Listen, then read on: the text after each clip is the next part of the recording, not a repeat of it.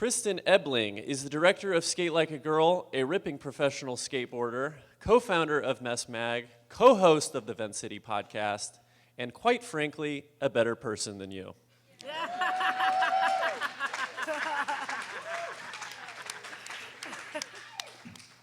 She once skated in the 2019 Minneapolis X Games, but we're unsure how she did. 11th. Wow, not even in the top 10. On top of her mountain of accolades, she is also founder of the men-hating event Wheels of Fortune. Men's rights, waff. Men's rights, waff. And she slap a da bass in the punk hardcore band Punitive Damage. I wrote this morning. Or as they're colloquial, or as they're also called, Puny D. God, you don't put big words on the fourth day, come on. Unlike Kyle Beachy, Kristin Ebeling has a really good kickflip. God, fucking stumbled through that. Sorry, Kyle, for catching strays during Kristin's panel. Give it up for Ryan. I wanted to start by taking a moment to thank Ryan and the men's auxiliary of Slow Impact for giving my panel today the same time slot as a women's contest in 2005. So thank you, everyone, for being here bright and early on a Sunday. Shout out to you.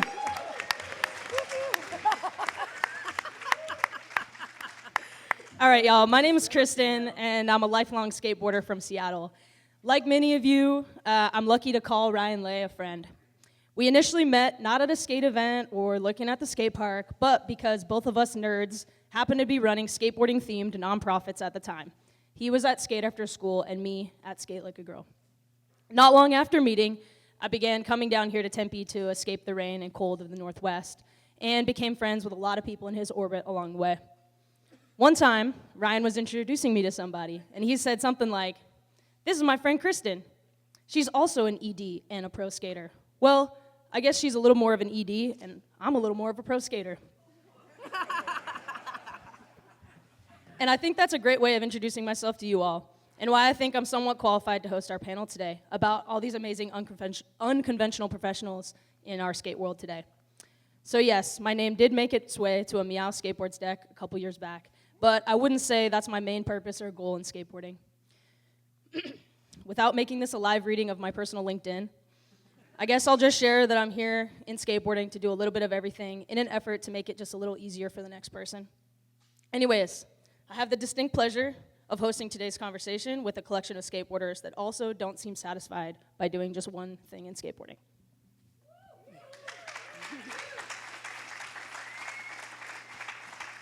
All right, my first panelist, I'm so lucky to introduce. Here we go. Bringing creativity, strategy, and heart to every project, this passionate community builder and dedicated organizer works at the intersection of skateboarding, culture, and social impact. As program director for the Harold Hunter Foundation and co-founder of Bronx Girls Skate, they have been instrumental in creating spaces that empower underrepresented skaters. A true board sports enthusiast, a skate conference enjoyer, traveler, philosopher, and connector, they thrive in cultivating inclusive skate communities. Please help me give a warm welcome to the most well-spoken person at Slow Impact, Kava Garcia Vasquez!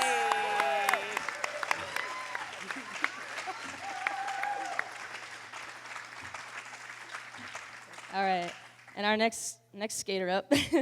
With a nomadic pro career and creative approach that pushed the limits of street skating, he became a legend, motivating thousands to travel the world with their boards and adopt a signature sense of style, hats included.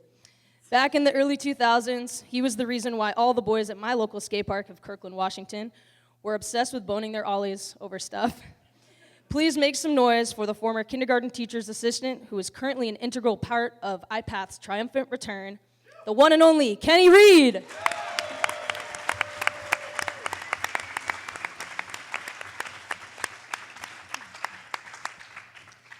All right. right, from zine pages to events to clothing racks, her vision has built community.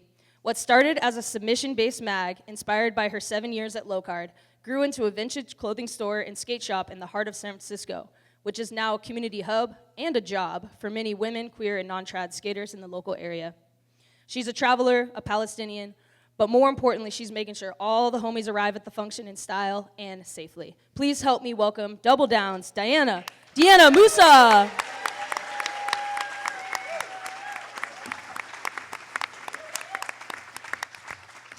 All right, my next panelist. You may know this next panelist as a certified poser, but that would be because you participated in his yoga warm-up yesterday. Known for his creative approach and effortless flow as a member of the Chocolate Pro roster, he's an absolute joy to watch skate. Residing in New Orleans, Louisiana, he also knows his way around an LA schoolyard. And when I say that, I mean doing a damn tray flip over a picnic table. Can I get a namaste from my boy Jordan Trahan?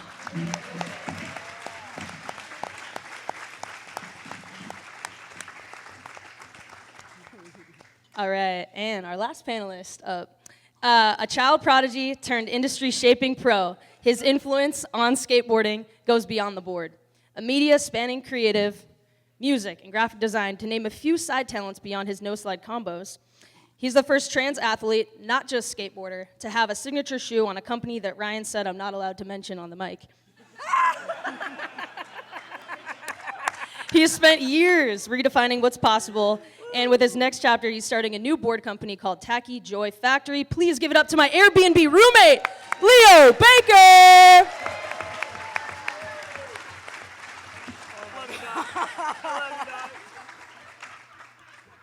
All right. Damn it, bro. I'm sorry. I'm sorry. Why you gotta do that? Next slide. All right, now it's my turn to shut the heck up and hear from our amazing panel. So, my first question is going to start with my friend Kava over here. Skateboarding is at the heart of what we do, but it takes more than just skating to keep the scene alive. What role do you play, both formally and informally, in skateboarding? Good morning, everyone. What a full circle moment. I just want to say, thank you so much, Kristin. You're the reason why I even ended up on the 2019 panel about unconventional skateboarding, and it's just such a full circle moment a few years later. So my name is Kava Garcia Vasquez. I am the co-founder of Bronx Girls Skate. I'm also the founder of Meninanda, which is a girls skateboarding program in Mozambique that I founded with my late friend, Izar Pindunga. And last but not least, many of you know me as the program director at the Harold Hunter Foundation in New York City, providing support and opportunity to skateboarders in New York for the past 18 years. Informally, I guess I'm becoming a bit of a mother, a little bit of a skate auntie to some of the youth, a mentor, I would say a connector of dots. And I think that, for a lot of us, skateboarding means a lot of different things to different people. For a lot of us, it's a lifestyle, it's an art form, it's a sport, it's a culture, it's a movement. And as we've said, it takes a lot more than just being a professional athlete to keep the scene alive. I would even say that even the biggest magazines and professional athletes have a team behind them, and there's work that's done to support those careers that isn't always glorious. I know a lot of y'all in the room know there's a lot of emailing involved. For me, in the nonprofit sector, there's a lot of data collection and event production and logistics and curriculum development and grant writing. But sometimes it can also look like doing social work, right? Researching databases to figure out how we're going to feed and house and help our people. Sometimes it can look like conflict resolution or going to therapy to recover from the mental load that it takes to give your heart to something and commit to a vision that not everyone can see or understand. But yeah, I think I find a lot of pride in having built an unconventional career in skateboarding, even if it's not exactly what I set out to do. But I'm here for the ride.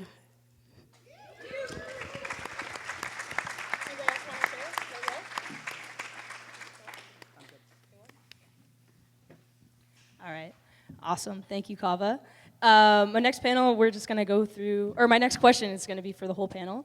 I would love to know what drives you to do what you do, and how did you come about discovering that purpose? Anybody's welcome to start.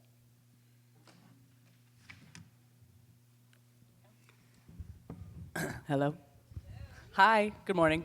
Well, I guess what I do is skateboard, and I'm pretty obsessed with that, so I feel like some primal obsession with figuring out how to do shit on my board and filming clips is why so that's what keeps me going.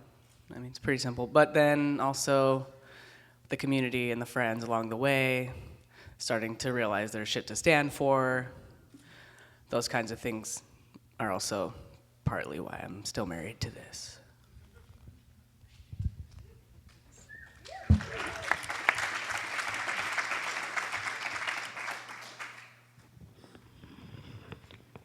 For me, same thing, my community for sure, my staff, my friends, just providing a space to like give non-traditional skaters a place to be published, and people that usually don't have like the opportunity to be published because it's not good enough, or like other places don't think it's good enough, but yeah. But it is. Yeah, exactly.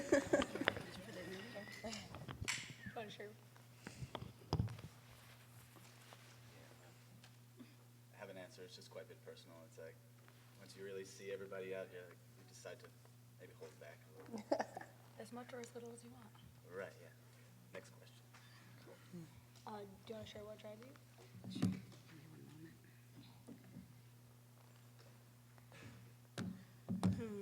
How you discovered your purpose?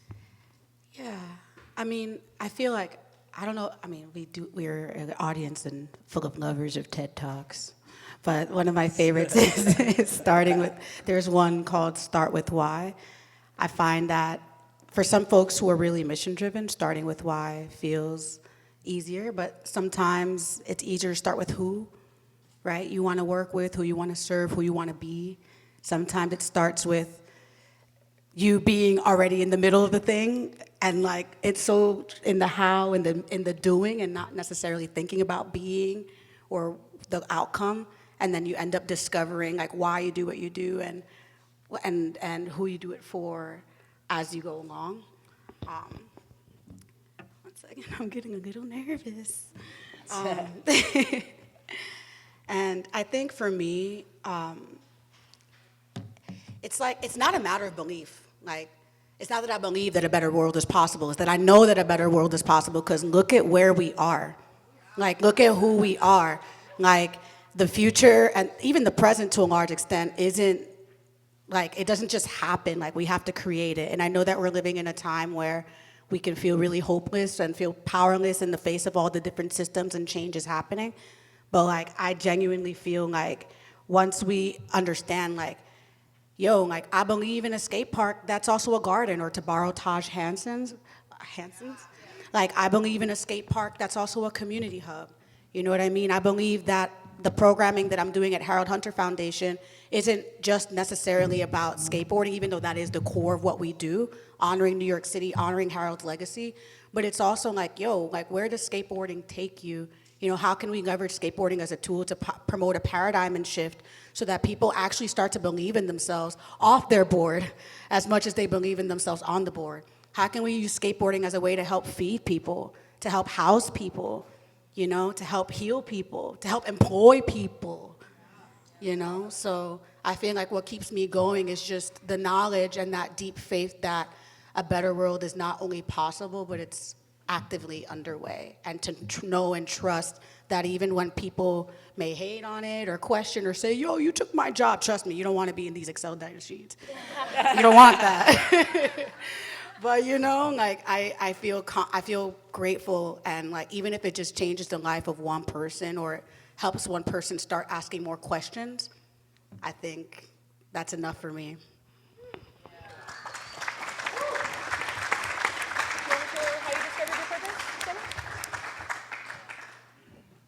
What was the question? What drives you to do what you do, and how did you discover that purpose? I discovered skateboarding in the mid-'80s, and for me it was something that was an outlet that I was able to better connect with people in my community, other young kids that were, didn't want to do other sports after school that most people did, and it was a community that I grew into and felt like it was really privileged to be a part of. And that has stuck with me the whole time, and I try to give back in the best way I can. And yeah, that's what I think about.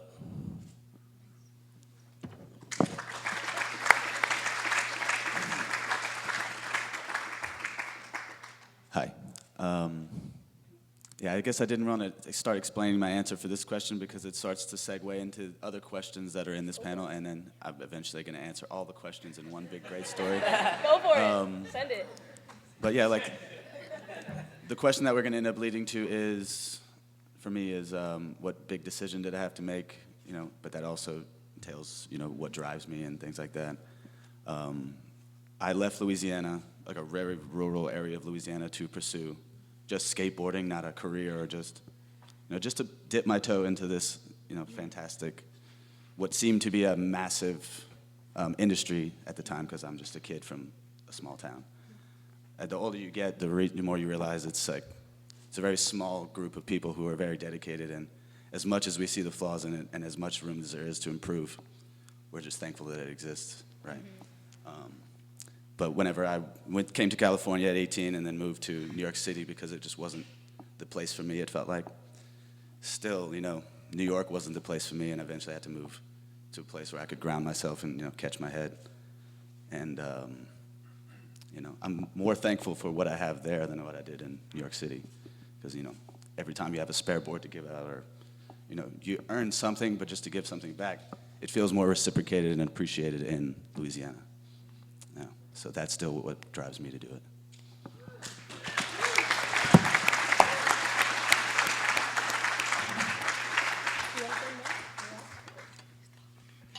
All right. Awesome. Thanks, y'all, for sharing that. I'm going to go back to you, Kenny. Could you share a little bit about how travel or experiencing other skate scenes has influenced your work or perspective on skateboarding? Any stories related to your travels, anything like that would be amazing to hear. Yeah, sorry, I'm going to have to read this off my phone because I don't want to leave anything out.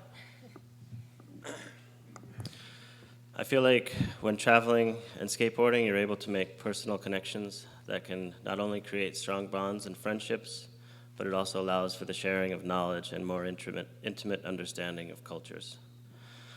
I first traveled to Myanmar on a skate trip in 2011.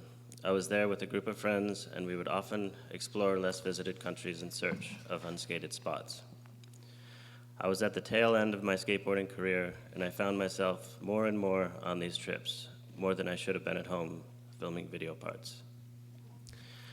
I was there when I met local skaters who joined our trip, both as guides and companions. On this trip, like many others I've been on, I had the opportunity to be a part of something new. I was able to share new experiences and make lifelong friends who gave me a better understanding of their cultures. After a few more years of traveling on similar trips and a few more years of procrastination, I retired from professional skateboarding and moved back home to my hometown to start over. I arrived back with a lot of credit card debt and no income to speak of. My plan was to get a job, any job. I had been left tetherless for too long. I didn't mind at all what it would be. I was tired and ready to settle and to do any work that gave me structure. I soon found a job at the County of Mental Health to mentor foster children. I worked at an after-school program. I worked in a kitchen 1 day a week, and I worked weekends at a health food store. It was there when I was fortunate enough to meet a woman who asked me to join her kindergarten as an assistant, where I worked for 3.5 years.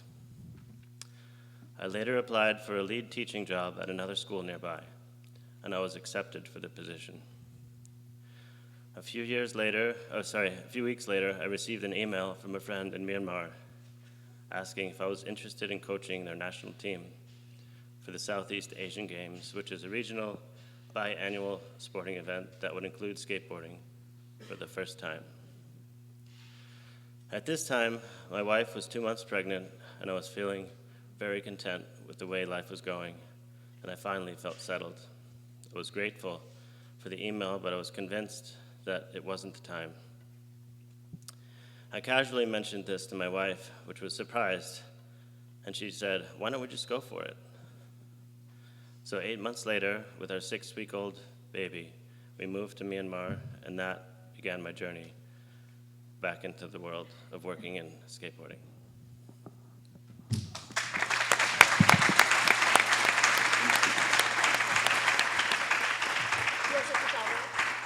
Deanna, do you want to share a little bit about your experience traveling and the influence it's had on you?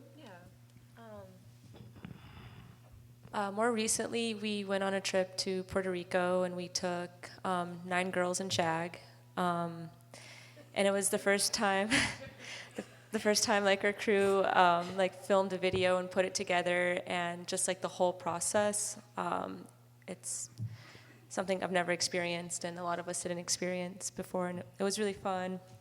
But no doubt, skating in Palestine has changed my life, and the impact that the community out there has done for me truly was unmatchable.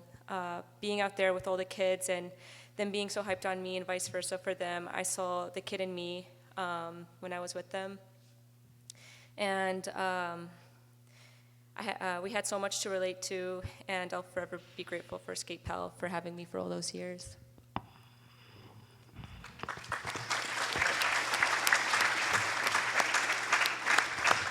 So I'm from the Bronx, but my parents are both immigrants from the Dominican Republic.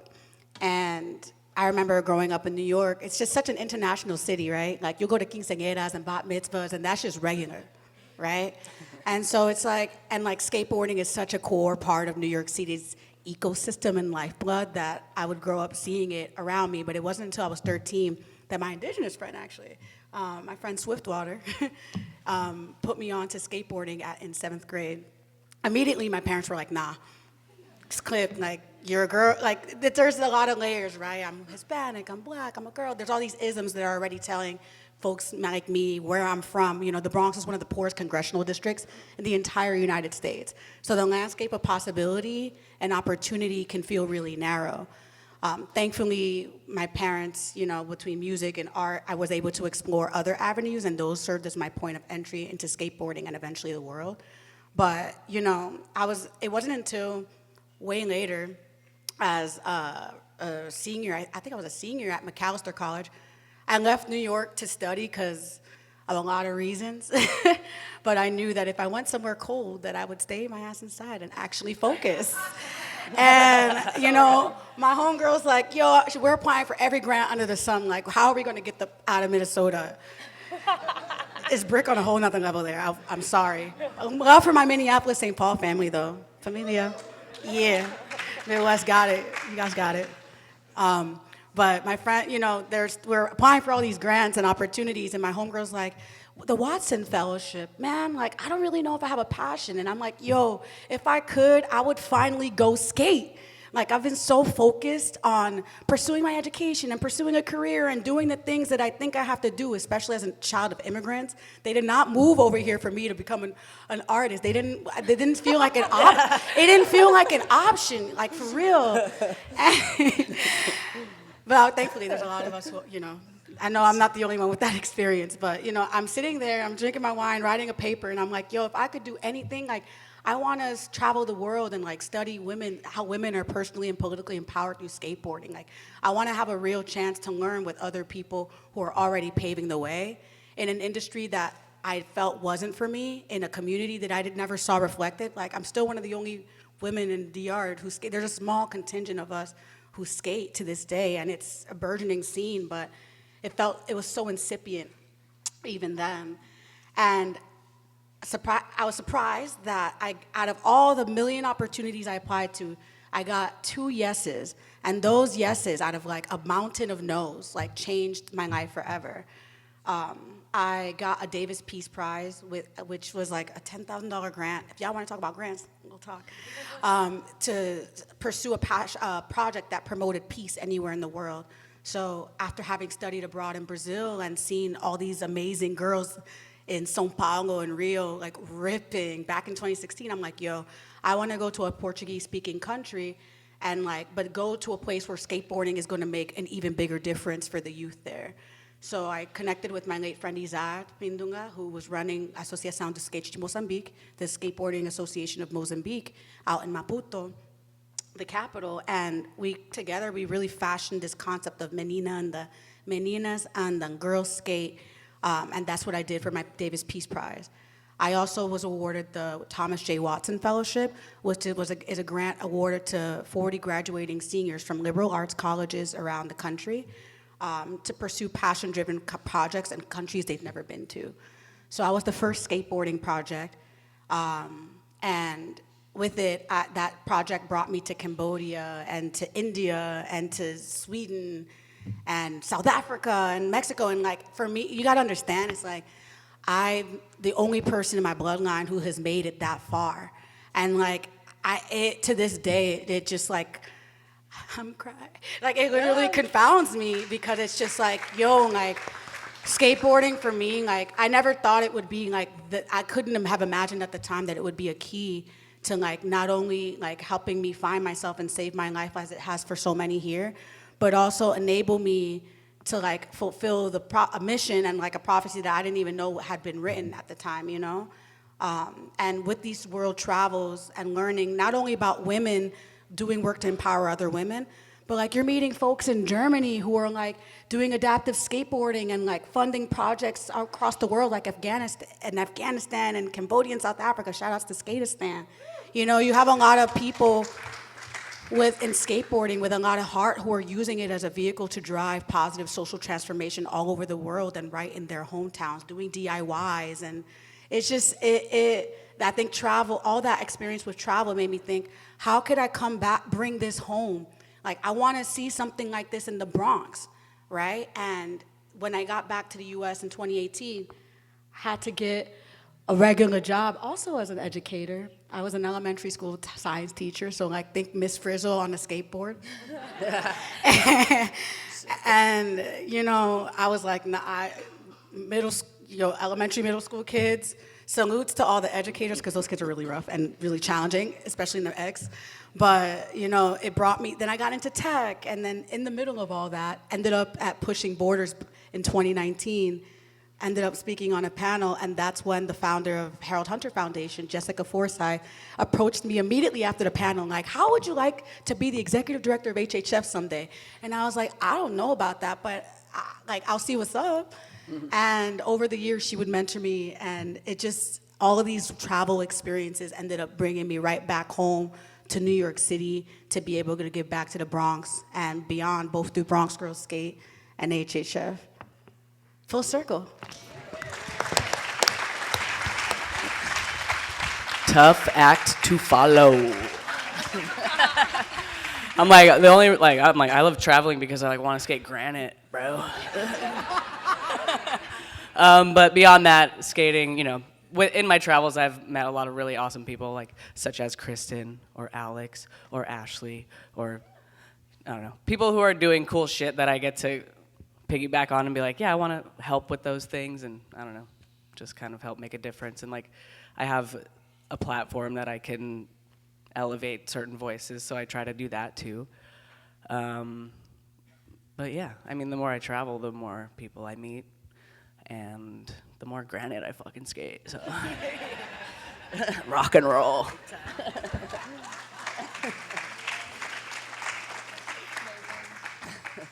Does anyone else want to share anything more about traveling and the influence? I don't know, Deanna, would you be open to speaking a little bit about some of the stuff you've done in the Middle East, maybe more specifically in Palestine? I know you've done a lot of amazing work, but... Yeah, so I volunteered with SkatePal 2019, 2021, 2022, 2023. In 2023, I left September 26th, a little before October.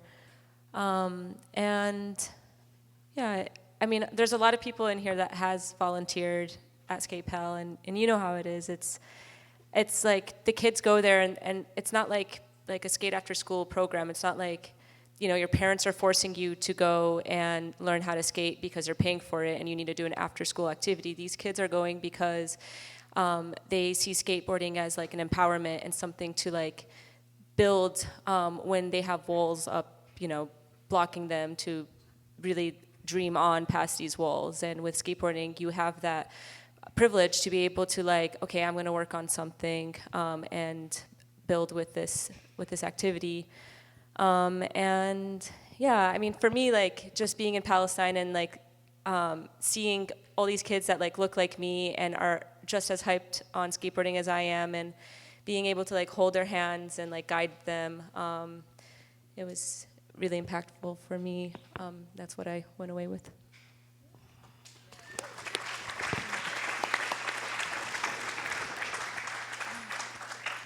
Okay, we started to get there a second ago, but would love to go back to you, Jordan, to hear a little bit about like any big risks you've had to take or tough moments you've had to push through in your career to kind of get you to where you are today, and how you navigated those.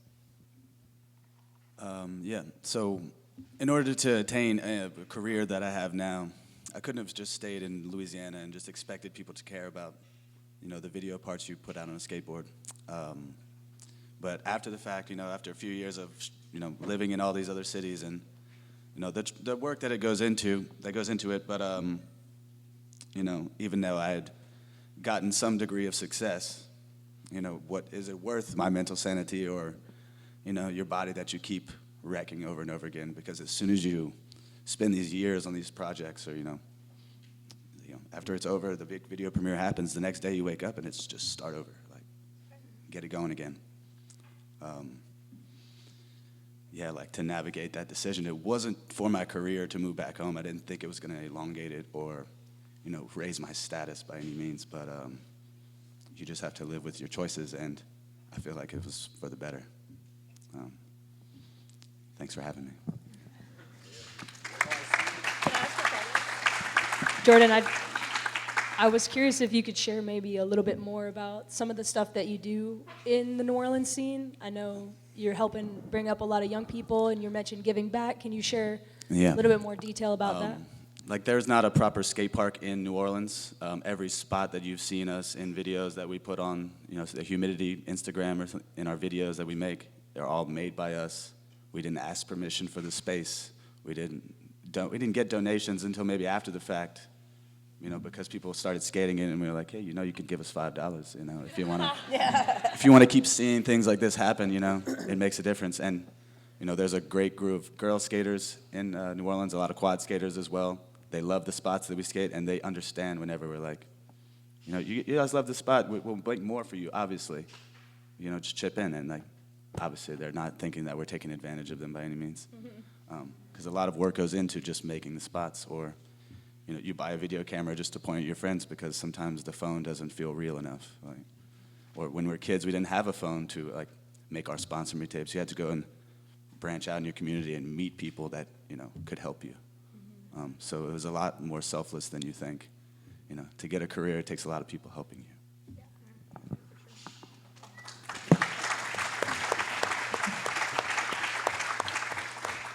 Awesome. Would love to turn it over to any other panelists that would be open to sharing any tough moments that they've encountered along their path and how they've navigated those challenges.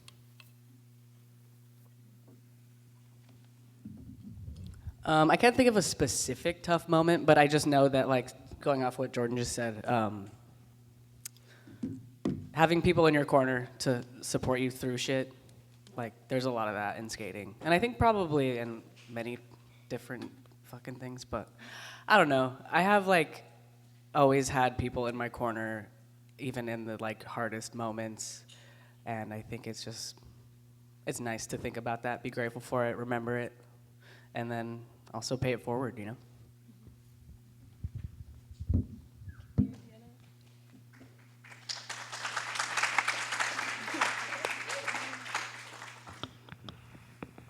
I guess a tough moment for me was when I left my hourly job at Low Card and to start Double Down, that was like extremely scary for me. You know, like you don't really leave your job to start your hobby or your, what is it, like your side job or, but yeah, it worked out, I guess, so. Yeah. Question again? Just sharing any stories of any risks or tough moments that you've had to kind of navigate in your career. All right. Leo, would love for you to share any financial challenges that have come up with you along your journey, and what might we want to consider changing in skateboarding to make careers like yours more sustainable, or anything to share around Thank you for the this money. question. I have 3 things to say. The first thing is the era of skating where being non-cis male barred you from getting any kind of real support from a sponsor sucked. 1 X Games per year to make any money, and you better hope you don't get injured before or during the contest. That was a tough, more than a decade. Alex, how many years was that? Yeah, like 25 years or so? No. Did we all hear that?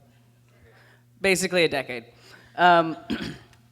Another thing I try to pretend isn't real is that I make roughly 4 cents to the dollar of what a certain rapist makes.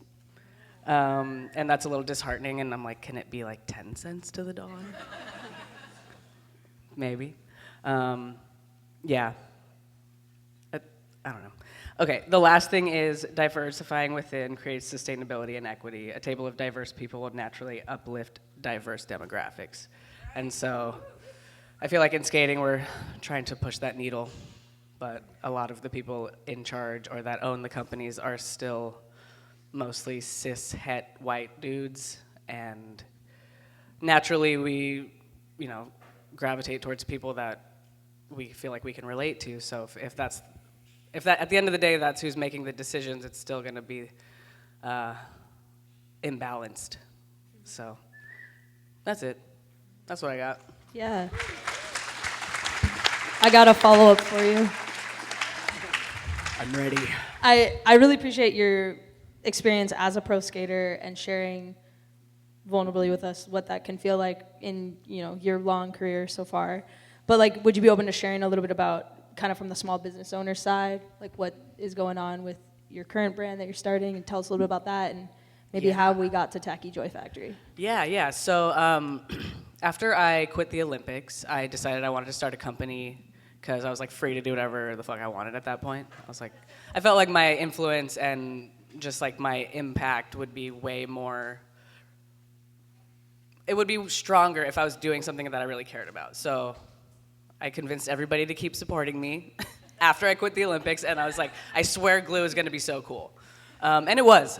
It was for a bit, and it just got difficult internally, and so that died prematurely, I feel like. But now we are starting a new company called Tacky Joy Factory, and with everything that I've learned running glue, I feel like I'm better equipped to have something that's more sustainable long term, because in the end it's all I want to do is find kids who rip and just share what I've learned over the years, and the pay it forward vibes. Did that make sense? I don't know. Yeah, so that's where I'm at now, and it's not I think everybody in this room who has started a company or some kind of a project understands that it takes kind of a lot of money to do that, and so I'm just paying for it and hoping that it goes somewhere. I'm breaking even would be sick. But yeah, I just want to go on trips. I want to skate. I want to film. The primal urge I was talking about, I was really thinking about that question after. And I was okay, when you first land a kickflip, the dopamine hit is crazy. And then you're just become a fiend. So I'm it's just an addict thing, maybe. But whatever. I'm I just want to fucking skate. I want to film clips. I want to be out here. I'm just fell in line into this person who's trans, and I'm that representation for a lot of people. And so I'm I guess I'm just going to keep doing it as long as I can. And yeah, that's it. Cool. Yay. Kava, do you want to share about your economic reality as a nonprofit employee and community organizer? Yo. Yeah, so there's a lot of things. Like I feel like in the nonprofit industrial complex, well, by which I mean, there's a lot of complexes. The military, nonprofit. But for me, I would describe it as like, it's like you come into something wanting to do good, and then you end up falling in line with the status quo, and you spend more time trying to uphold the institution and keep your job than you are actually able to focus on the work and the people and why you actually came to do what you do. I feel like in the core skateboarding industry, in terms of the athletes, there's so much sacrifice involved, And something I notice a lot, like as a program director at HHF, is like, and the premise of HHF in a lot of ways is like not only to uphold Harold's legacy, but also to address like the socioeconomic realities that so many skateboarders in New York, who are primarily black and brown men, face when we have this singular focus on skateboarding, and it's like skate or die. It's like, motherfuckers will spend their last dollar on weed and grabba, and they will not have eaten that day. They will not have water. They don't have health insurance. Some of these motherfuckers is unhoused. Like, people are dealing with real fucking problems, and like, the passion and the dedication of skateboarding is amazing and inspiring to see. But sometimes it's like if you lose yourself along the way, or there's no balancing that passion for skateboarding with like other life skills and goals, like people end up in situations where they're 25, 30, 40 years old and they feel like all they have is skateboarding and nothing else. And like, I just don't want that as a future for our people in our community. Like, I think that there's more for us, but that it does require change, not just within the skateboarding industry or the athletics industry, but also more broadly. Like, coming back to the topic of like the nonprofit industrial complex, and just working at a nonprofit, there's this idea that a nonprofit requires endless sacrifice and doing thankless work for like not even a prospect of a return on your investment. Something that's helped me shift my thinking is recognizing that a not-for-profit is a misnomer. This is still a business. We still gotta pay taxes, right? But it's for purpose. A nonprofit is a for-purpose business, right? And like shifting it that way and helping to understand myself as an asset and all the things that we do as such, then I was able to understand like, I don't need to starve or like pour from an empty cup in order to enact change. And like, not on like a selfish, like there's a lot of collectivism, but it's like, if you ever been to a cookout or something and like the person who's hosting is like the most selfless person but then they're eating like the scraps, like they make sure everybody else eats and like they may not eat. And like sometimes I think that there's a certain level of nobility in that, but it's like, like set yourself aside a plate. And like then you can feed the people, because like what good is it if you have not eaten, if you have not slept, if you have not had water, that you're doing all these things for other people and leaving yourself behind, So, with this paradigm shift and like trying to, go this conversation about the socioeconomic reality, the financial challenges, like I think it goes beyond just money, one, and two, like we deserve to be paid for the things that we love to do, but there's also a level of balance, Skateboarding has hella transferable skills. Yeah, that's the corporate double speak, but it's like, like resilience, like determination, creativity, like these are all things that we can pursue in a lot of different industries as educators, as scientists, as builders, as architects, as business owners in a lot of different fields, as chefs, like, you know what I mean? So I think that's something really important to remember. I remember when Jessica offered me that job at Pushing Borders, I had just transitioned from a job as an elementary school teacher to then working at some tech company, because I was like, it's time for me to come back and follow the beaten path and like get a job. And I hated it. There was aspects of it that I really enjoyed, but it just felt so soul-sucking, and I really wish that we didn't have to choose between financial stability and doing something that lights up our spirit. So I don't necessarily have an answer for how do we accomplish that right away, but it's something that I'm constantly thinking about. And as I've built a career doing this work, right? Like, a lot of people didn't really understand. I felt like I dealt with a lot of hate. I sacrificed a six-figure opportunity that would have forced me to relocate from New York and move to like somewhere in Texas. No, my love to Texas too, right? But like, it didn't feel aligned with like my purpose, and I didn't even know what my purpose was, but I sacrificed that to get paid $25,000 a year in New York City. What was I thinking? But in New York City, and I couldn't even, and the crazy part is you couldn't even get food stamps because it was too much money. It was like just like hundreds of dollars or $100 above the threshold. And it's just like, there's parts of me that really mourns for that version of myself because it created a lot of health problems. The stress, it was insane. It was really, really rough. But it was, for me, I felt like it was a sacrifice for the culture, for skateboarding, but also to give myself permission and also lean on the people in my community. Like, a lot of I was unhoused at a certain point in the beginning, thinking about all the skaters whose couches I've slept on, people who have fed me, the community really, there were parts of it that's I would not have survived without my community and without skaters, but it was hard, and I'm thankful to be in a position now where I can walk through certain doors or even build them, and then keep it open for people, right? Walk through them with people together, guide people through these portals, and that my hope is that, each of us holds a key, every single person in here has a mission, a vision, a purpose. And I think that if we kind of let go of this old guard mentality where you close the door behind you and really expand our imagination to the point of we give ourselves permission to dream of alternatives and not judge ourselves for wanting certain things. It's okay to want to eat, bro. It's kind of necessary. You know what I mean? And I think we all have to work together to identify what part of the collective we want to hold, so that as we think about a way to keep our industry going, that we can adapt and that we can work together to build something that actually is sustainable and feeds us all.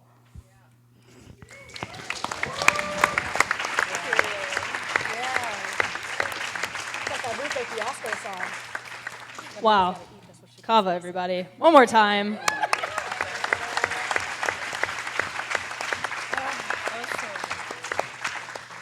Deanna, if you'd be so kind to share with us a little bit about Double Down and your economic reality as a small business owner. I know we talked about the things you got to do on the weekends to make it happen, so I wasn't sure if you could shed some light on what that looks like. Because, you're running a skate shop and thrift store in San Francisco. The rent ain't free. No, it's not. Yeah. So with Double Down, no one invested into it. It all came out of my pocket. Anytime I would get a paycheck, that would go toward print, that would go toward getting places, and slowly, the first time I got invited to do a pop-up, my friend was hosting it, and it was on the weekend. I had a 10 by 10 tent, and I had some beanies we made, the zines, and some earrings I had left over from fundraising for Skate Pal. And I made $300 that day, and I couldn't believe it. I was that's more than I make in 3 days at working my job. And I was okay, this process is just more sustainable for me to do than working a 9 to 5. And I became addicted to it. I every day would do a pop-up, or every weekend I would do a pop-up in 2022. And slowly saved and then invested that into opening the shop. So one thing I would say is to always invest in yourself and in your projects, and put money in your savings, because you don't know what you could do with it. Go on trips with your friends and be comfortable with it, and just kind of Kava said, take care of yourself, put yourself first. It's okay to be selfish sometimes. And if you're going to save your money and put it in a savings account, put it in a high-yield savings account at minimum, please. Yeah. Please.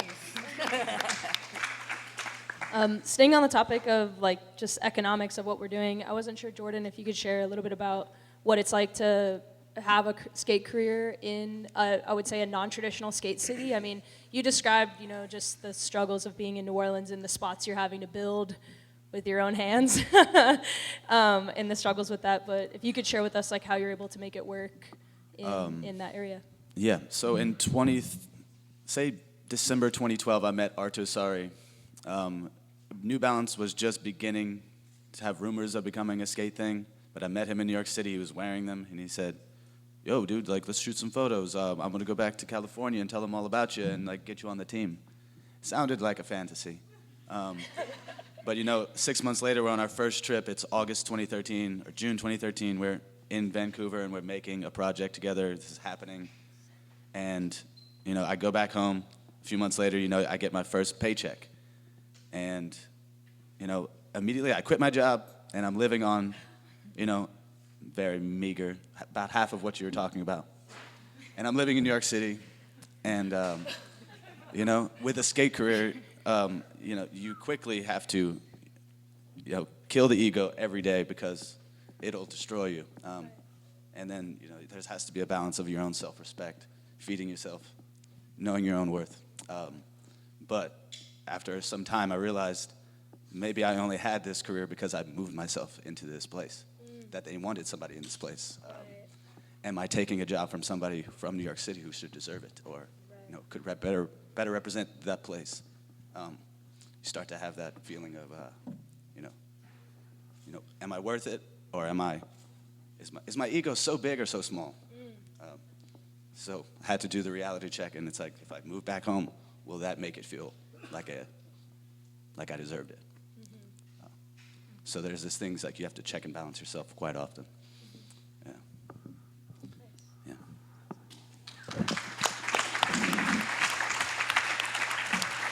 Yeah, I definitely see you as like one of those skaters that is making it more normalized to not live in like LA or New York. And I also think the footage speaks for itself. It's just so interesting to watch you skate what you skate, And so, yeah, just thank you for carving that path for future generations to not feel pressured to live in a place that doesn't feel authentic and serving them. So, yeah.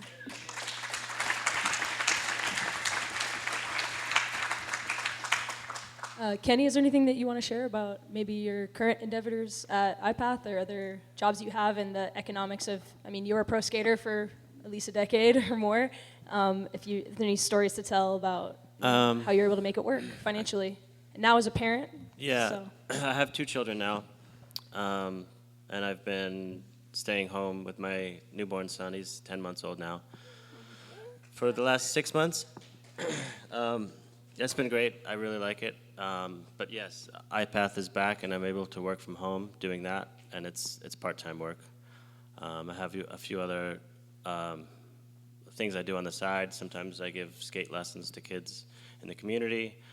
In the summers, I do summer camps through the community center, and we get about 80 to 90 kids every summer, and about half of them have just started skateboarding for the first time. None of that is much money. I wouldn't be able to support my family without my wife working, but all those things together right now, it's been enough. But having a family and just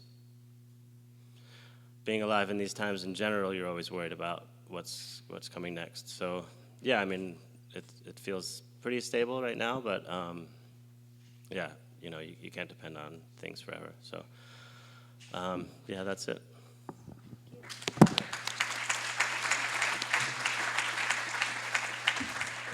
Well, thanks y'all for keeping it real with us. I think that's one of the most interesting sides to hear of, what people do for work is, well, how do you pay your bills? And sometimes those things don't line up exactly. So, my next question, we're going to start with Deanna. Could you share a little bit about any experiences you've ever had where you felt like maybe you didn't belong or you weren't qualified to do what you do, and maybe any advice that you would give to somebody struggling with self-doubt or imposter syndrome, as we might say it? Leading back to the great debate, I really enjoy a ride-on grind. So that's, I like a kick turn, 50-50, So, like, does that make me qualified to, work in skateboarding? Like, being a woman, does that qualify me? And then I think about, like, Manny, who works at West Side Skate Shop in Cleveland, Ohio. And when I was, like, 15, 16, walking into this skate shop, like, seeing her face and what that did for me as a kid. And Amy from KCDC, who started that in the early 2000s, like, I wonder, like, where New York would be, like, without, like, her. And yeah, even like SEMA, for instance, like putting half of y'all in your place, like, what would we do with, like, out that voice?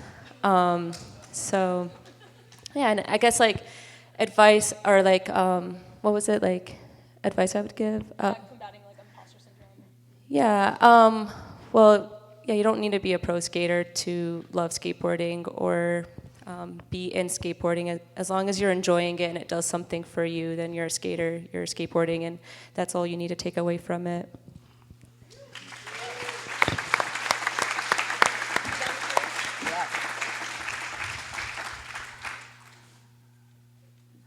My share is just me sighing super hard.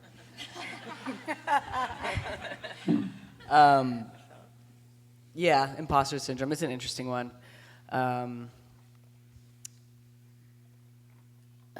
Man, I'm like, do I even have shit to say? Like, it feels like I should have something to say about this. It's like your experience as a kid. Yeah, I feel like I've always been kind of on the outside looking in. That's been kind of like what it's felt like up until I met, like, Alex, Amy, Vanessa. I was, like, I think 12 years old when I met them, and I was like, oh fuck, there's, like, other girl skaters in the world besides me and, like, Alyssa Steamer. So that was cool to find out. But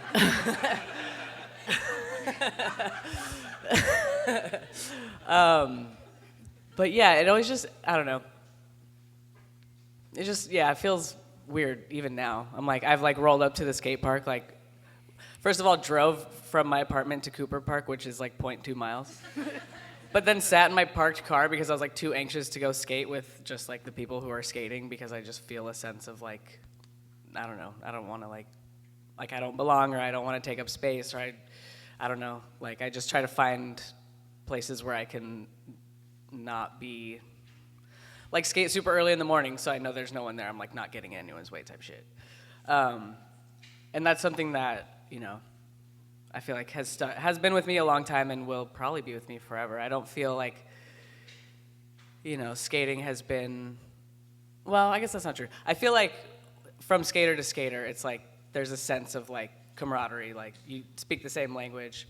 But when it comes to, like, industry stuff and, like, politics and those kinds of things, when money starts to come into the picture, then you kind of, like, fall into, like, some kind of a tier that you don't even get to decide, like, how important you are, or, like, whatever. It's like, I know what my influence is, but, like, how do I convince, like, a just typical person, like, just some fucking white dude that's, like, to understand why it's important that I'm here right now? Like, that's not an easy thing to do. And so, yeah, advocating for yourself is a big deal. I feel like y'all have been saying shit like that up here. I think it's a good thing to do. And yeah, I don't know. It's kind of like a huge run-on sentence, but I feel like I hit some points. So, some things landed, I think, right? Yeah. Okay.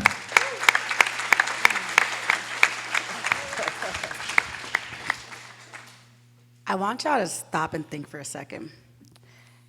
Or even next time, think back, or maybe even next time you find yourself beating yourself up in your head. Would you talk to one of your best friend, your little sibling, your mom, the way that you talk to yourself in your head? No. No, I would hope not. So with that being said, it's like, I think a lot of healing the imposter syndrome is A, understanding that you have inherent value. B, recognizing that everybody has value, inherent value, right? And C, that you don't have to convince anyone of your value. I feel I spend a lot of time, like, being a people pleaser, which is another nicer way of saying that you abandon your own needs and maybe don't have the strongest boundaries. And it's something that a lot of us are healing from, especially folks who are like socialized as women in society. But I think that all people, like a lot of us, can relate to this feeling of sometimes abandoning yourself in order to feel seen or recognized or heard. So to that point, I would say, the biggest thing that has helped me heal with imposter syndrome is to start with I'm really cerebral sometimes. I'll intellectualize the shit out of my emotions to the point where I don't necessarily feel them because I don't always have the space to really process before I have to do a thing or just survive a moment. So it's if you can find ways to come back to your breath, I think movement-based practices, yoga, Pilates, whatever, skateboarding too, but something that's also incorporating those practices and breath work into your skateboarding ritual can be really helpful. I think that becoming your own friend is really, really important. Speak to yourself the way you speak life into your favorite person and watch how everything changes. We gotta start treating ourselves better, y'all. We really, really do.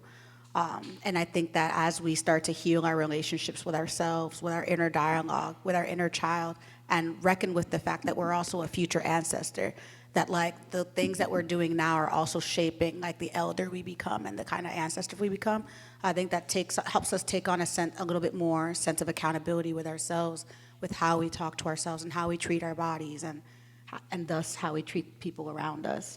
So, yeah.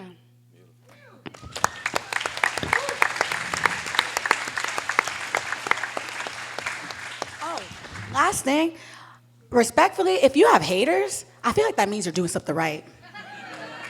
So just don't worry, don't absorb their shit. Be a mirror back to them and help them motherfuckers heal, because everybody got a right to grow, but you really don't have to grow in my garden, so. Thank you. Thank you so much for that. Kenny, I sort of had a related question for you. I know, maybe many other people in this audience, you were watching the most recent Olympics, and you're like, wait, was that Kenny Reed? And I just wasn't sure if you could share a little bit about maybe your decision to move away from that work and maybe how it felt like to be in that type of coaching role, and maybe what was cool about it and what maybe make you realize okay, maybe I want to be at home with my family and not be at an Olympic event. Yeah, it was a strange career to start to follow, coming from traditional core skateboarding to, we all, saw that thing coming. I was enthusiastic about taking it on at first, and I liked it, and I was open to, figuring it out and seeing what experiences I had and what I've learned along the way, what parts of that I could, help it with, the team riders and getting them to a space where they could enjoy skateboarding and also progress at the same time, somewhat in line with what expectations the Federation had. Overall, it was a good experience. In the beginning, I didn't expect that we would have made the Olympics. That wasn't a goal that I was really thinking was achievable at the beginning. But about halfway through, I saw the possibility, and it was exciting. Yeah, parts of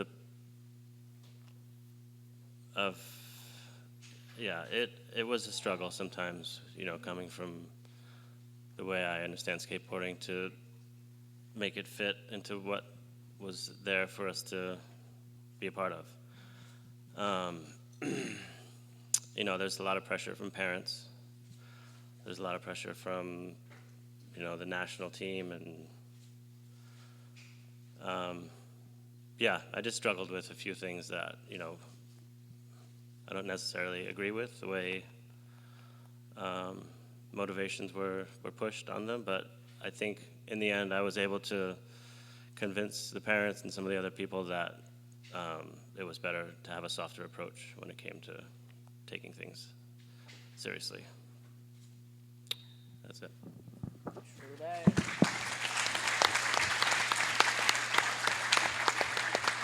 Yeah, I had that exact thought when I saw you on my TV screen, because I grew up watching your skating and very much of my era, skating in the early 2000s, and I had the thought being like, well, shit, at least that's Kenny Reed. Like, I can't imagine him screaming at a kid when they failed a nose grind or something, so, yeah, awesome. Awesome, so we're gonna just round out our panel, and then we're gonna go to some questions, keyword questions, not statements. But yeah, I would love to start over here with Leo, and we can go down the line. Could you just share what's something that you still want to achieve in your career while you're here on this planet Earth, and what keeps you motivated? I'm wondering if I should pursue rail skating at any point. I don't think I'm gonna do that. I don't know, flip in, flip out ledge tricks. You got that? I do. Yeah. I do got that, but it's like fucking hard. God. And my knee hurts, like, whatever. What else? Yeah, I just want to see it through to the next generation and generations after. Like, I didn't ask to be in the position that I'm in, but I am here and have gained some recognition and notoriety for my accomplishments, and so I want to utilize that platform as long as possible to give back to people that I feel like are just real motherfuckers. The Tacky team is sick. I love those kids. When's it dropping? Oh yeah, Tacky's dropping in April. Yeah. So, yeah, I feel like through doing a company and making videos and just kind of trying to give support in ways that I feel like I would have wanted that support, and then just kind of be a good role model as much as possible, while also keeping it real, because it's I'm like, come on now. Yeah. That's kind of where my head's at. I just want to skate as long as I can and just keep fucking doing it. Flip in, flip out. I don't know. Can't wait. Yeah. I still suck at switch nose manuals. I don't know. Why? Why? Yeah, I don't know about rail skating though, but I definitely. Oh shit. I plead the fifth. I really, last year during HHF, we had a resurgence of our rider development program, which is where we go to, every week we go to different skate spots and parks in different boroughs. And we filmed one of the first ever video parts of it, for the foundation, featuring mostly street skating. And so I really want to get on these streets. I want to learn how to do more nollie stuff. You should. Something. I really want. Yeah, I want to make a part someday. I feel like with all the work, expanding access to skateboarding, I still have a lot of reverence for the OGs, and I feel like in that regard, I still want to earn my stripes in that regard. So just pushing my progression this year is a huge goal. Whether for Bronx Girl Scout, we're really excited to work on and making a street part featuring our sponsored skate team. Those girls are amazing and such an inspiration to me to fucking send it. But yeah, I just one of my biggest goals is to become more of a sender, I guess, in that way. And honestly, and then in terms of the career path, just keep growing, keep leaning in. And I think after all this time, I was on the mic, right? And then I spent the last 3 years hosting panels and learning to come from a place of listening and asking more questions and helping platform others. So I really want to do more of that. And outside of skateboarding and maybe within it a little, I just want to continue pursuing all of the things that make me Kava and continue to discover who she is. Yeah. More life.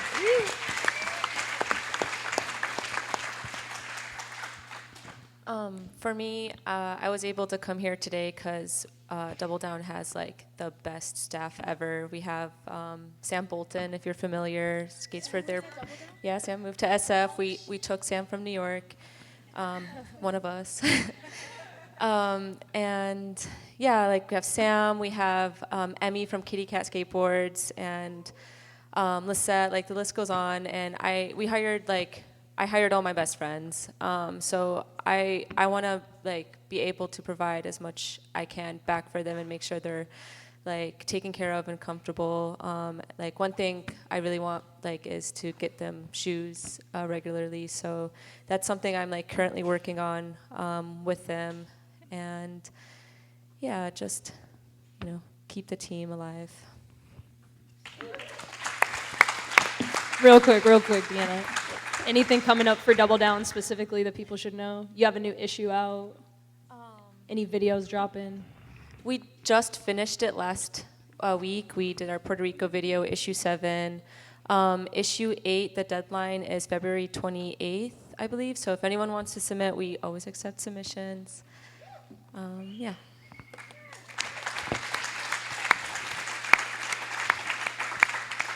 Over to you, Jordan. What's next for you? What's keeping you hyped? And any projects coming up for you or anything you're working on keeping you motivated?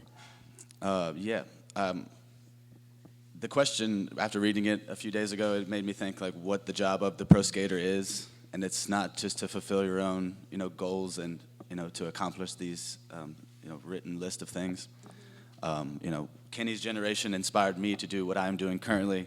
Now that he is where he is, he can see from, just looking back on his grand, career that like it's obviously had an effect on me, my generation, and if I'm going to continue doing it, I hope to do something of that level, or at least like that same directive. Like, you can satisfy your own goals, but if it's not to inspire the youth and your whole career that you've been blessed with and kind of just gifted, because it's not up to you to get it.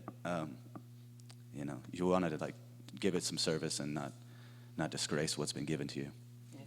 Whether that's filming your friends and making a video, or making a DIY spot for people to skate. What is the job? It's really like up to you. I just hope to keep doing that with respect. Do you want to share any specific projects? Anything coming up? A couple of years ago, I bought the HPX, and the big fisheye that needs the rails, and it weighs 25 pounds. Yeah. And it was to work on my video part for the Next Girl Chocolate video, which keeps getting pushed back, and I keep putting out little projects. It all seems worth it. But I'm going to make a skate shop video. It's currently being edited. For Humidity? For Humidity Skate Represent? Shop. Yeah. Shout out Humidity. Yeah. So yeah, I think skateboard media and the video and the magazine aspect is the two most important things that we have to look forward to if we're going to pursue, the semi-vain aspect of, having a pro skate career. Because everyone's talented. It's not really about that anymore. And I appreciate that you guys all came to give a shit. Thank you. Yeah, I couldn't agree more. A mentor of mine, Marshall, he told me at a young age, he said, good skaters are a dime a dozen, but not good people. And that's really stuck with me, so thanks for speaking on that. And over to you, Kenny. Anything that you still want to achieve in your career? Anything keeping you motivated or hyped where you're at right now in skateboarding? I'm still working on other projects outside of home life and iPath stuff. Working with Salad Days of Skateboarding, and a few times a year we do different projects that I try and stay involved in. Every summer for the last 3 years, we've done a skate camp in Bhutan, and that's been really exciting. I haven't been able to go for the last 2, but I was able to go for the first one. I'm still working with them behind the scenes on other projects, and we're looking at different places to build skate parks. Tonga might be one of them. Pitcairn Island, we might do a half pipe there. That's like really far out there. Since we don't have a globe, like where are these places? I don't know if anybody else is a geographer, but not me. South Pacific, and we built a skate park in Pakistan a couple of years ago with Wonders Around the World, I think 22, 23. They built a skate park in Nigeria last year, maybe. So I'm just working with them and staying in touch with that side of, what I really enjoy to be a part of, and keeping the balance between things they need to do at home and things they need to do to earn money. Awesome. Give it up for Mr. Worldwide.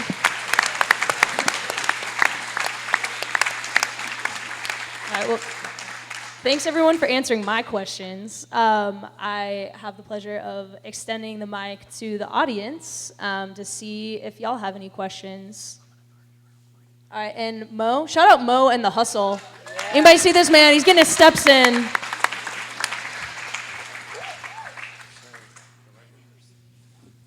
Thanks so much for the panel, guys. I was really looking forward to this, and it did not disappoint. Kenny, in our experience doing Olympic stuff, one thing I saw about you was that you became friends with the kids from Yemen, from all the countries that I saw you sitting with all these countries that weren't like the primo skate countries.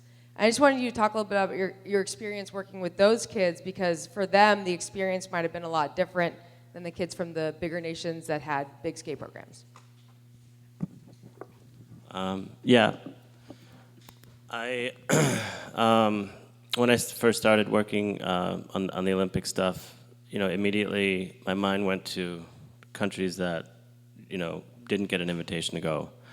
And I reached out to a lot of my contacts, and at one point I was inviting everyone from Asia, to come. And not everyone, had a federation or an entity that was able to pay for them. And they also, if you don't have that, you can't sign up. So there was a way around it. It's called getting a wild card. And I told them all about that way, and I helped them get interest, and if they wanted to come, I did what I could to find a way to get them funding for it. Yeah, I had a Ukrainian friend who I invited to come to the qualifications, and he was, there was no flights out of Ukraine, so he had to take a train to Poland and then travel to Italy, and it's difficult because he told me there were possibilities at the border that they could just take him and send him straight to boot camp. So there were a few things like that, and with Aram as well, and with Yemen, I got those guys to come.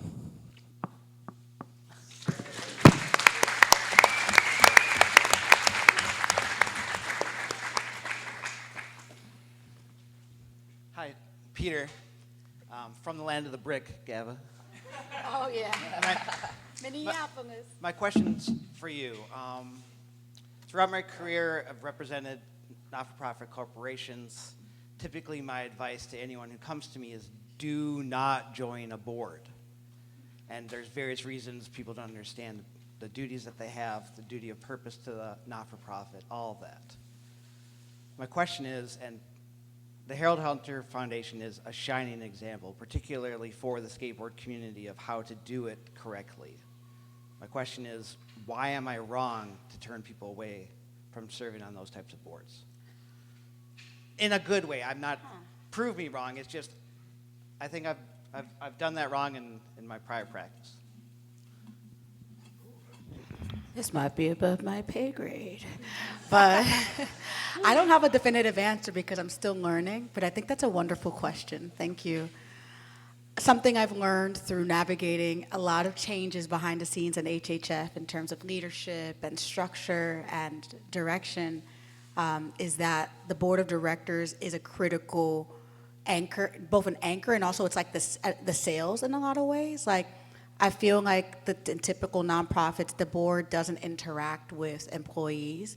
I understand why that is, but for us to really survive some of these challenges, like, we had to break from that structure. And it kind of surprised me who showed up to those conversations and who didn't. I think that sometimes when it comes to a board of directors, like, we want to put our friends on the board, and people don't always understand that you, legally, you cannot, financially benefit from, to my knowledge, financially benefit from the activities of the organization or receive payments on behalf. You're really a volunteer. And volunteering for a board is like not a cakewalk. You know, it can take a lot of work, a lot of energy, a lot of putting your own money in to fund some of these activities. And I don't think that that should be taken lightly. We've experienced having a board that was really big but not really engaged. And that cost us in certain ways, but also created other opportunities for folks both on the board, in leadership, and on the ground to really step up and say, hey, like, can we imagine a different model where maybe the leadership and like the way that we run this doesn't have to be so top bottom like so many industries, but maybe a little bit more horizontal where everybody has a stake and has a voice at the table. And shit, if there's not enough room at the table where people, maybe we don't have to have this conversation at a table. Maybe we can go have a campfire and sit around the fire and have this conversation, or build a new house. Like, you know, and I think that being a part of the board, I think it's a big honor, but it's a great responsibility. And if you're someone who's curious about joining a board, make sure that you're taking your time to really understand the ins and outs of the organization that you're trying to support, so you don't end up biting off more than you can chew, or not really being able to materially move the mission forward. Yeah, so it's more of a cautionary tale. Yeah, I hope that answers the question. Oh, one last thing, if you're someone who's an organization, like before you invite someone onto your board, like not only making sure you do your research, but think about like the different roles you want people to fill. Like, if you're a skate organization, not everyone on your board has to be a professional skateboarder. You may actually want to consider like having different types of people, someone who knows their finances, someone who knows PR and communications, someone who maybe has a technical skill set or political background. Like, make sure that you have a board that is diverse so that when push comes to shove, like you can draw from multiple experiences, but still be able to make decisions effectively. All right. I really appreciated this. I'm actually working on a paper with Naftali Williams, Indigo Willing, and my friend Paul O'Connor on skate careers. The average, so far, the average skilled job that each of you have is 15. 15 skilled careers wrapped up, skilled jobs in one career. And this came to a head when I saw Diane, like, at Potrero, remember? And I was like, how's it going? How's Double Down? And you're like, we're opening up a shop. And I was like, how do you know how to do that? And I didn't ask you that because that would have been really awkward. Like, you don't have, but I honestly, like, I've followed your career, right? You've got the low card zine making, like, then you went to Double Down, and that all made sense. And then this, like, shopping, it's still going. So I guess the overall question is, since you have so many jobs in this career, how do you know how to do them? And I guess, Diane, it's, the shop, how did you know how to do that? Because you fake it till you make it. No. That's not enough. There's something more that you're not telling us.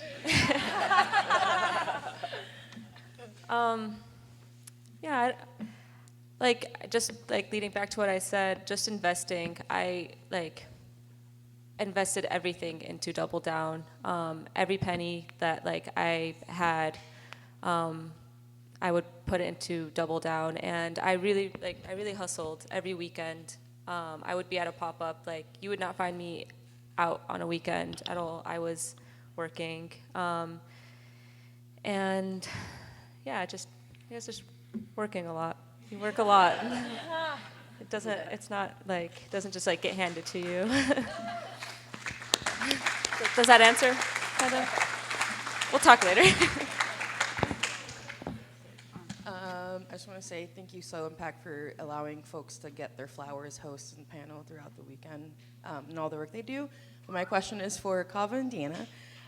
Obviously, being a woman in this space influences how you've done and been in your community. But I'm wondering how your culture, your ethnicity, and how you were brought up with that culture kind of influence your leadership, or how you brought community in, because sometimes how we grow up is just I don't know, you're like, yeah, come over for a coffee because that's just how I grew up, or like how has that influenced like your leadership in skateboarding?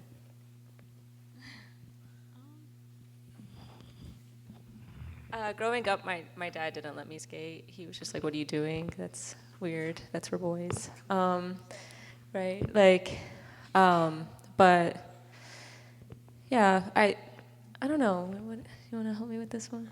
I don't know. I also had that messaging, like, and man, we could talk about offline a little bit more, but I don't know. I feel like Dominican Republic. The first thing that's coming to my mind is how whenever I go to DR to visit my tia Nena, how like at 4 o'clock every day, she's like, it's time to have cafecito con las vecis, like las vecinas. It's time to have the coffee with the neighbors. Do I know their names? No, but they on the dot every single day.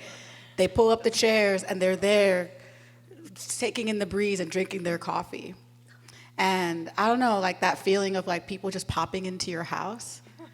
Like I don't know, I'm not sure. How many of you guys have ever experienced like instability in your housing? Yo, so like, and then like when you resolve, praying that anybody who's experiencing that resolves it. But once you resolved it, like how many of you became the house or the space that people came to? It's like, I mean, I respect that you want to close your space and really hone it. That's cool. But for me, like, I recently moved and I'm finding myself just like, well, are you gonna come to New York? Do you want to stay on my couch? I will cook for you, free of charge. And like, I'm just like, I don't know. That's the kind of vibe I get because I feel like in Hispanic and Caribbean culture, like you like to leave your door open and you like to know your neighbors. New York City is a big ass small town. Like I do not go outside more. Like it's every week every couple of days you run into like people you know out of the blue, and I really love that. So it's like I don't know. I think that the way that I think about skateboarding and the way that I approach the work is very much shaped by this culture of like having like a bit of a swinging door where like come and chill or like come get what you need and like give back what you can. And then in terms of like the I guess race and ethnicity, you know.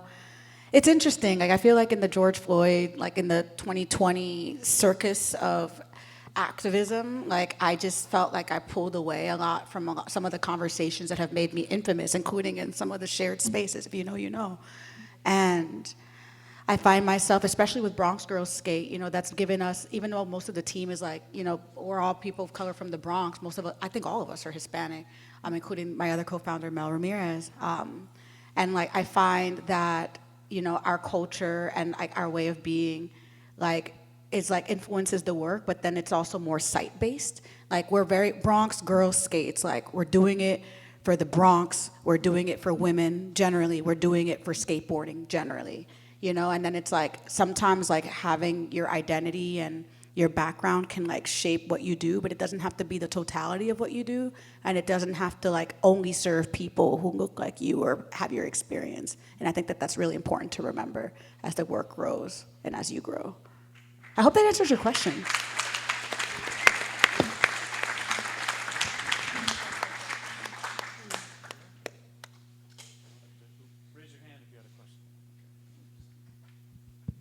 Thank you, guys. Thank you, everybody, for sharing and for your time. My question was for Jordan, and kind of about career trajectory and that kind of being unconventional itself. You had talked about leaving New York to go back home, and I believe you left Five Borough, right? Kind of stepped away. And was that, I mean, that was probably a conscious decision, but was there kind of like a landing pad planned, or was it like I just need to get home and kind of reset? And then the second part being a little more about like present day, and are you finding, you know, being on Five Borough in New York, like you had to advocate for yourself more, and like I know it's like tough not living in California to like get photographers and videographers, and like I know you and Leo both mentioned like buying the camera, like how is that dynamic? Do you find it easier now where, you know, you can get support from your brands to like make stuff and do projects, and or is it, I guess the whole landscape's different now too? The question was what though? There was a few questions in there. I'm trying to remember which one was. I kind of made it jumbled and complicated. I moved back because I had a manic breakdown essentially. You know, you don't sleep for 5 or 6 days. Your brain chemistry changes. New York City wasn't the place where I was going to ground myself or get it back to normal. So I had to make a personal decision. Nowhere in my mind did I think, oh, New Balance is gonna love this. Like they'll keep me on longer. They'll give me a raise. No, it's like, I had to do it for me. And regardless of whether they, still found worth in that or not, it's me. Like, it had nothing to do with them or what I sought to gain, aside from just mental clarity. And, and now I continue my practice of doing yoga and breath work and everything else, but I don't consider myself a grand teacher. I'm still learning every day about it and trying to study as much as possible. But, having New Balance still supporting me after all of these years has granted me the time and the space to, to sit there with my eyes closed and, get comfortable in that space, because a lot of people can't, or they don't have the time. So yeah, I gifted myself the time and just the space to, I've never had a pro shoe, I probably won't, and it's fine. You take these things as like a balance, right? Like the more work I put on myself, then like the less time I have for my own, mental clarity. So yeah, there's obviously a balance. When you see people, either they have all of these things or they have none of these things. Sometimes that's just the way it's meant to be, and you can't vie for more attention or importance within this. You just sit back and you say thanks, right?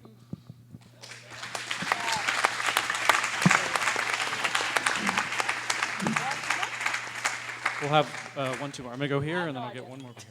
Yeah. Ryan? Oh, wonder how much more time do we have? Take 2 more questions. All right, perfect. He said 2. Okay, I'm Zainab from Afghanistan. I just want to use the opportunity to say my friend and relative name who was killed last year by Taliban, who was a ice skater, Muhammad Isa. And I have something for Kenny to ask. Would you please tell us about your trips to Afghanistan and especially the girls you met, considering they don't have the permission to do skate anymore in Afghanistan?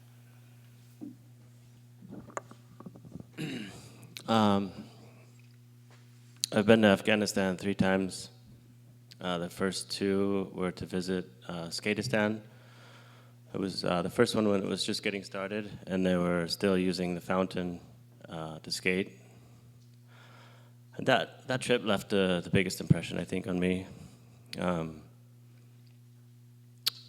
It was we just had a van full of skateboards, and they would pull up, and the children knew to meet at the same time every day. A lot of them were children that worked on the streets selling candies, or maybe they had like a scale where people could come and get their weight checked and pay like a few coins.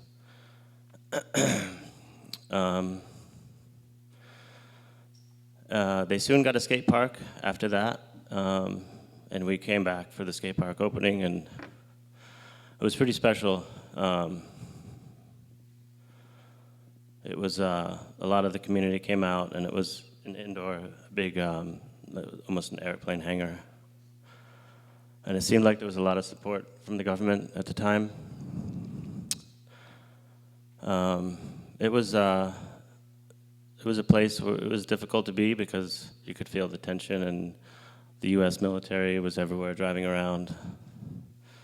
One time we were just skating down the sidewalk, and there was someone up in a turret, looking around, and he saw us and turned the turret towards us and, kept driving by. That was, yeah, there were a lot of moments like that where having skateboarding in a place like that at that time just felt like a really strange combination, but it felt good that it was there. I made friends with a lot of the kids. I'm still in touch with them, a few to this day. And you asked about the girls. Yeah, they were at the fountain. They skated together with the boys, and it was normal. It felt normal. But, culturally, after a certain age, they're not meant to play together. yeah, I know it's, they can't skate in Afghanistan anymore, and it's really sad that that's the case. I just hope eventually things will change and they'll get back to being able to skate in a safe space.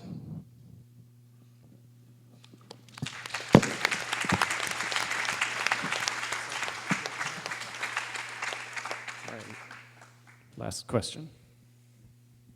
Hi, everyone. Leif, by the way. Thank you for all of your guys' stories and sharing. But I was thinking through this whole panel of this idea of mentorship. And I'm a designer by profession, and I look back at where I've been able to succeed or find success or find like my passion, and I randomly came across those people that are a mentor, a person. So it's almost, maybe it's just an opportunity to shout out those people in your life, but more specifically actually to Kenny, being a little bit older generation, was there one person that maybe in your skate career to tell you to go, oh, travel as much as you can to see where it'll lead you, to get you to where you were? But yeah, is there a person you want to shout out and what they did to you to get there?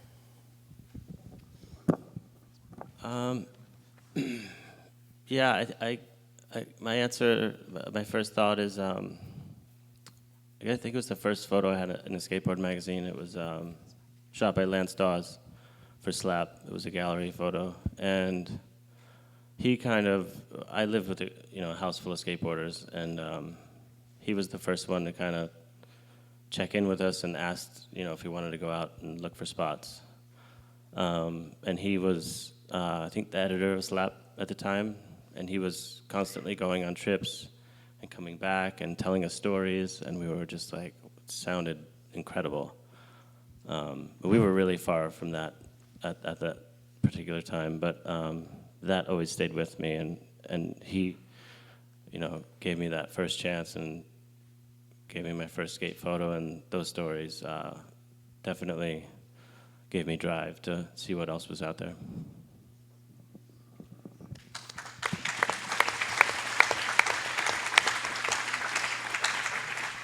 Did anyone else want to shout out a mentor in your time?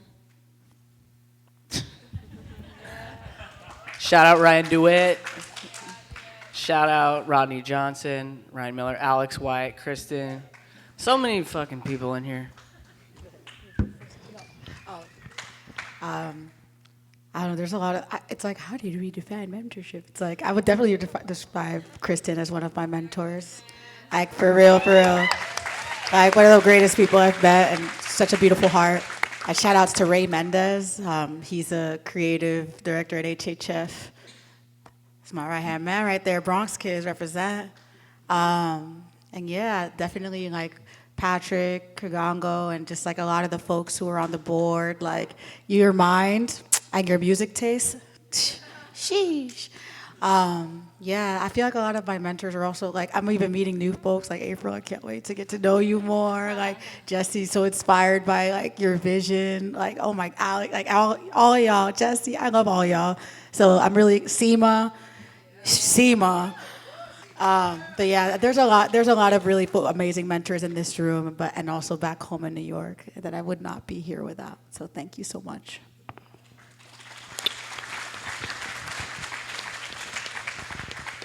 I would shout out Rob Collinson from Low Card Magazine for sure, for like everything. And definitely Jeff and Gabe from There in Unity, and Shag, of course.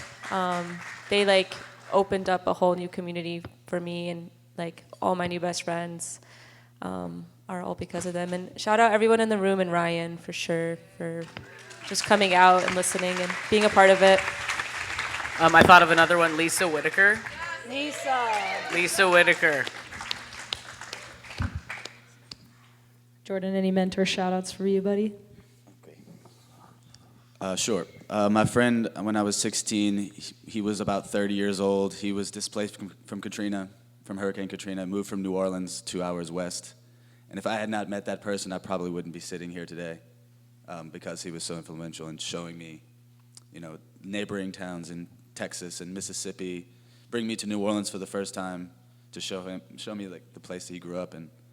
showing me that all these factions existed and that there's greater branches to this tree. And aside from that, like showing me darkroom skills and burning emulsions for screen printing T-shirts and things, like showing me that there's all these other skills in case it doesn't work out. Like I'll always have a job with Nunez.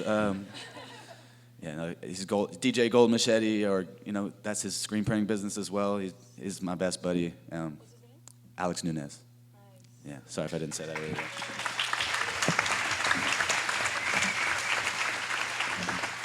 All right. Well, as you can see, we're all part of this beautiful intergenerational community here at Soul Impact. It's been such an honor to host this panel. One more time, can we make some noise for Leo Baker, Kava Garcia Vasquez, Deanna Musa, Jordan Trahan, and Kenny Reed. Thanks, everybody. I'm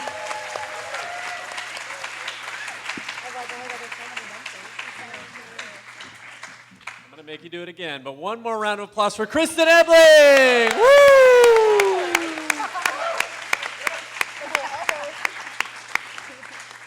I just wanted to share some quick thoughts on this panel. While I was sitting over there, I was like, wow, this whole table, I mean, aside from one or two of you, is like a weird big fish reunion for me. And it's been just tripping my brain out all weekend to see these people in Tempe. Kenny was my first favorite pro skater after I watched pretty much his first fakie tray flip in the 7-Year Glitch video. Yeah. And then when I rode for iPath, he was a mentor and model to me, and someone I learned a lot from and got to travel the world with when I was really green. Jordan, we lived in New York together and rode for WSC at the same time. We weren't roommates, but we lived in New York at the same time. Yeah. We lived in New York at the same time in 2010, and I feel like both of our careers kind of hit a crisis point at the same time, and we both moved home and have had weird parallel trajectories, which is really cool. Diana, you feel like an old friend who's a new friend. Kava was at Pushing Borders with all of us, which most of this crew was at the Malmo Pushing Borders. And then, yeah, Leo, we've known each other for years, and then Kristin, obviously, we've been through thick and thin together. And I love you like a sister.